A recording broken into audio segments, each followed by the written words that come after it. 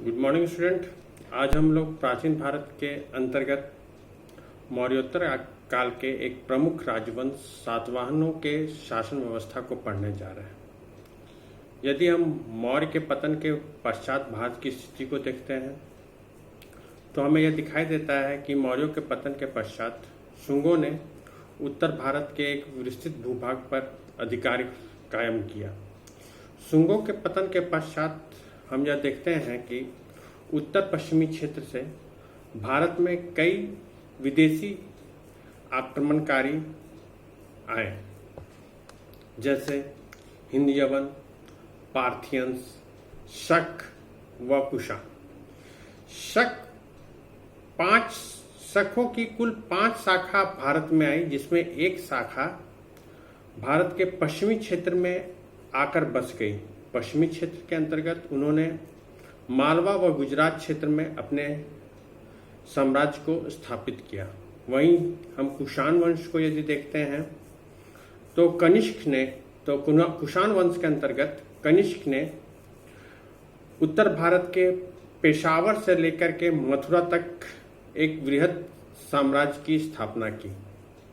वहीं यदि हम मौर्योत्तर काल में दक्षिण भारत की स्थिति को देखते हैं तो दक्षिण भारत में मौर्यों के उत्तराधिकारी सातवाहन हुए।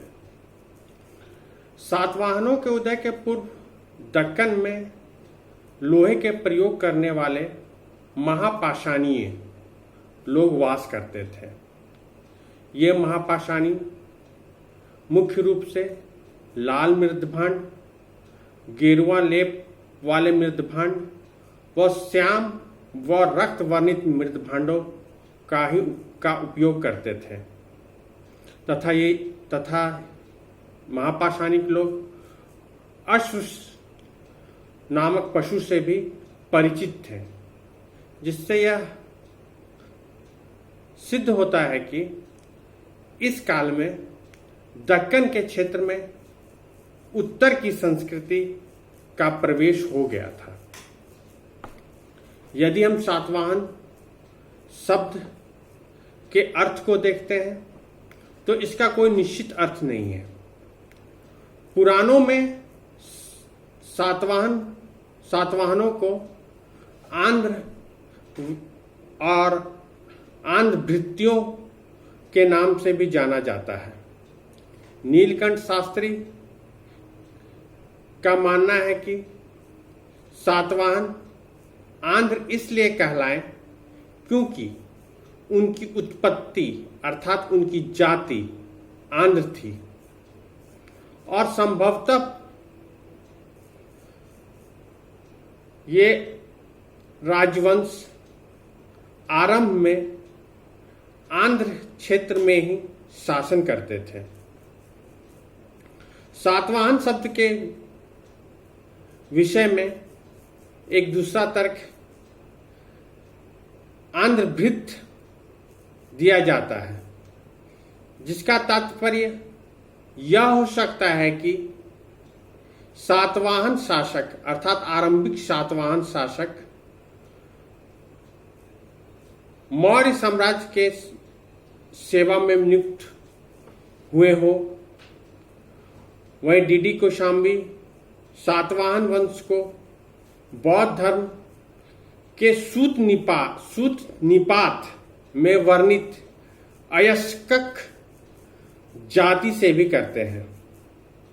इस प्रकार हम देखते हैं कि सातवाहन एक राजवंश था, वहीं आंध्र इसकी जाति थी। वहीं सतकर्णी अर्थात सभी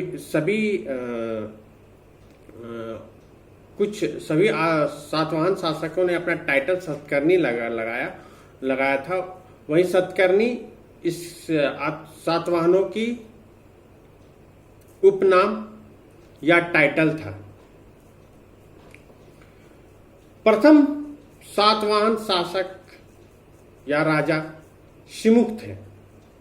इस बात की पुष्टि कन्हा व नासिक के अभिलेख से भी होती है।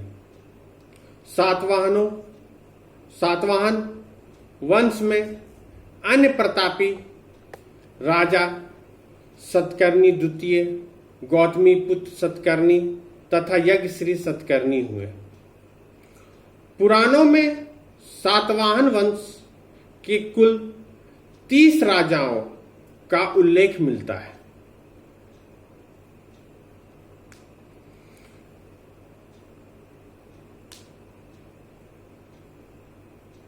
जिन्होंने लगभग 300 वर्षों तक अर्थात 3 शताब्दियों तक शासन किया। आरंभिक सातवाहन राजा आंध्र में नहीं बल्कि उत्तरी महाराष्ट्र में शासन करते थे, क्योंकि प्राचीनतम अर्थात सातवाहनों के प्राचीनतम सिक्के व अधिकांश अभिलेख वहीं से मिले हैं। फिर धीरे धीरे सातवाहनों ने अपनी सत्ता कर्नाटक और आंध्र की ओर विस्तृत करना प्रारंभ कर दिया। गौतमीपुत्र सतकर्णी ने शकों को परास्त कर पश्चिम भारत के मालवा व काठियावाड़ क्षेत्र पर अपना अधिकार स्थापित कर लिया। यदि हम सातवाहनों के सिक्के के आधार पर उनके साम्राज्य का निर्धारण करते हैं तो हमें यह ज्ञात होता है कि सातवाहनों का साम्राज्य आंध्र प्रदेश के अतिरिक्त महाराष्ट्र, मध्य प्रदेश व गुजरात में भी फैला हुआ था। सातवाहनों की राजधानी गोदावरी नदी के किनारे पैठन या प्रतिष्ठान थी। यदि हम सातवाहनों के शासन व्यवस्था को देखते हैं तो सातवाहनों की प्रशासनिक तंत्र मौर्य प्रशासन के आधार पर स्थापित थी, किंतु इसका स्वरूप मौर्य प्रशासन की अपेक्षा अधिक सरल था। यदि हम सातवाहनों के शासन व्यवस्था के अंतर्गत राजा की स्थिति देखते हैं तो राजा ब्राह्मण थे, अतः सातवाहन शासकों ने ब्राह्मण धर्म शास्त्र में बताए गए राजा के आदर्श पर ही शासन किया। राजा धर्म का संरक्षक होता था, वह नियमों का प्रतिपादक भी होता था। सातवाहन शासकों ने विकेंद्रीकरण की प्रवृत्ति पर अंकुश लगाने हेतु अपनी तुलना देवताओं से की, जैसे कि सतकर्णी ने अपनी तुलना कई देवताओं से की। वहीं सातवाहन शासक बल और पराक्रम में अपनी तुलना पौराणिक पुरुषों और दिव्य विभूतियों जैसे राम, भीम, अर्जुन से किया करते थे। मौर्योत्तर काल में राजा द्वारा अपने को देवता तुल्य बनाने की एक सामान्य प्रवृत्ति थी, क्योंकि हमें यह ज्ञात है कि मौर्योत्तर काल से ही हमें सामंतीय संरचना कायम होती दिखती है। अतः सामंतों पर अपने वर्चस्व को स्थापित करने हेतु न केवल राजत्व का दैवीकरण किया गया, बल्कि देवता से अब राजा की तुलना की जाने लगी। राजा यद्यपि शासन का सर्वोच्च अधिकारी होता था, किंतु राजा को सहायता प्रदान करने हेतु कई मंत्रियों का विवरण हमें सातवाहन शिलालेखों से मिलता है, जिन पर विभिन्न कार्यों को पूरा करने का उत्तरदायित्व था। यद्यपि सातवाहन शिलालेखों से हमें मंत्रियों की वास्तविक संख्या की जानकारी नहीं मिलती है, किंतु मंत्रियों की नियुक्ति प्रत्यक्ष रूप से राजा द्वारा ही की जाती थी और मंत्रियों का पद पैतृक नहीं होता था, अर्थात पिता के स्थान पर पुत्र मंत्री नहीं बनता था। संभवतः इस काल में मंत्रियों को भूमि अनुदान के रूप में वेतन न देकर नगद के रूप में ही वेतन दिया जाता था, क्योंकि सातवाहन शिलालेखों से हमें प्रशासनिक अनुदान की जानकारी नहीं प्राप्त होती है। केवल ब्राह्मण व धार्मिक अनुदान, भूमि अनुदान की ही जानकारी हमें प्राप्त होती है। इस आधार पर हम कह सकते हैं कि इस काल में अधिकारियों को वेतन नगद के रूप में ही दिया जाता था। सातवाहनों ने अपने साम्राज्य के अंतर्गत कई प्रशासनिक इकाई बनाई। इस समय राज्य को आहारों में विभाजित किया जाता था। सातवाहन शिलालेख में हमें गोवर्धन आहार अर्थात नासिक, स्वपारक आहार अर्थात पश्चिमी तट, मामल आहार अर्थात पुणे और सतारा, सतवाह निहार आहार बेलारी, वहीं कपूराचार्य आहार अर्थात गुजरात आहार का उल्लेख प्राप्त होता है। इन आहारों को राष्ट्र भी कहा जाता था। मौर्य काल के समान ही सातवाहन अभिलेखों में आमत्य नामक अधिकारियों का उल्लेख मिलता है। ये आमत्य राज्यपालकों, कोषाध्यक्षों और भूमि दान संबंधी अधिकारी के रूप में कार्य करते थे। रजुक नामक अधिकारी न्यायाधीश और जिलाधिकारी के रूप में कार्य करता था। सातवाहन अभिलेखों से हमें कुछ अधिकारियों की भी जानकारी मिलती है, जैसे महाभोज व महारथी, जो सातवाहन शासकों के साथ वैवाहिक संबंध रखते थे। महासेनापति, गोमलिक जो गांव का अधिकारी होता था, महाआर्यक जो धर्मगुरु होता था, भंडागारिक राजकीय भंडार का प्रमुख होता था, हेरनिक कोषाध्यक्ष होता था, निबंधनकार दस्तावेज का संरक्षक होता था, पट्टी पालक अर्थात भूमि दान पत्र को रखने वाला होता था।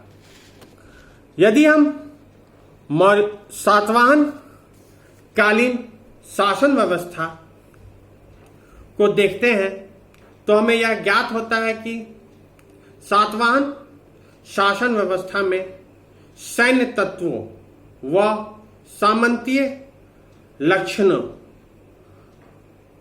को भी हम देख सकते हैं,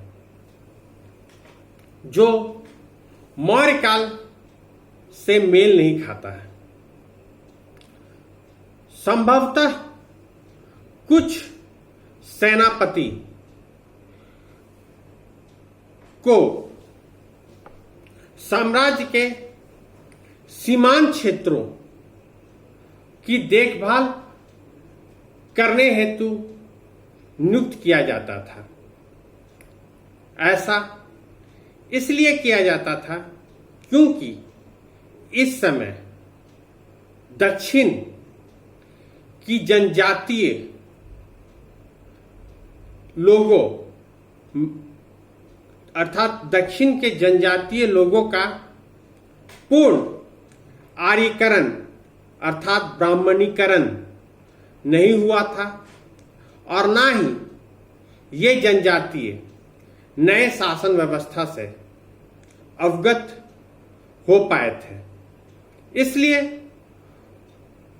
इन जनजातीय तत्वों पर प्रबल सैन्य नियंत्रण रखना आवश्यक था। वहीं स्थानीय शासन अधिकांशतः सामंत द्वारा ही चलाया जाता था। इस समय सामंत मुख्यतः पराजित राज्य को ही कहा जाता था। वैसे पराजित राजा जो परास्त होने के पश्चात पुनः अपने क्षेत्र में शासन करने के लिए उन्हें पुनः स्थापित कर दिया जाता था।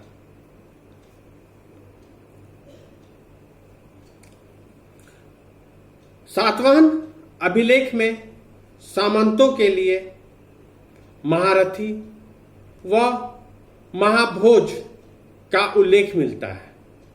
ये महारथी व महाभोज बड़े सामंत होते थे जिनका अधिकार